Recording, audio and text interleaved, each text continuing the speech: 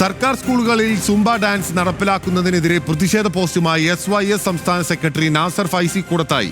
അല്പവസ്ത്രം ധരിച്ച് കൂടിക്കലർന്ന് ആടിപ്പാടുന്ന രീതിയാണത്രേ Zumba dance എന്ന് വിമർശനം. നിലവിലുള്ള കായിക പരിശീലനം മെച്ചപ്പെടുത്തുന്നതിന് പകരം ആഭാസങ്ങളെ നിർബന്ധിക്കരുത്.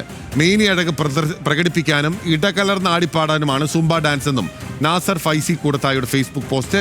രതീഷ് വാസുദേവനുണ്ട്. രതീഷ്, എന്തൊക്കെയാണ് നാസർ ഫൈസി കൂടത്തായിയുടെ കൂടുതൽ വിമർശനം? ബിനിൽ, ഇത്തരത്തിൽ ഈ സൂംബ ഡാൻസ് ഇത്തരത്തിൽ സ്കൂളുകളിൽ പഠിപ്പിക്കാനുള്ള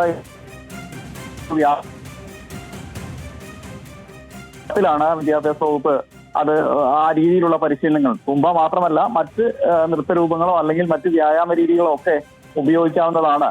സൂംബ കുറച്ചുകൂടി ഈ കുട്ടികൾക്കും മറ്റും രസകരമായി പരിശീലിക്കാൻ പറ്റുന്നതാണ്.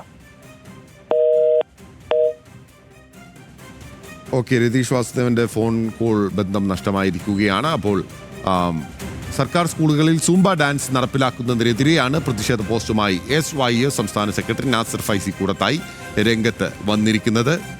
അല്പവസ്ത്രം ധരിച്ച് കൂടിക്കലർന്ന് ആടിപ്പാടുന്ന രീതിയാണത്രേ സൂംബ ഡാൻസ് എന്നുള്ളതാണ് വിമർശനം.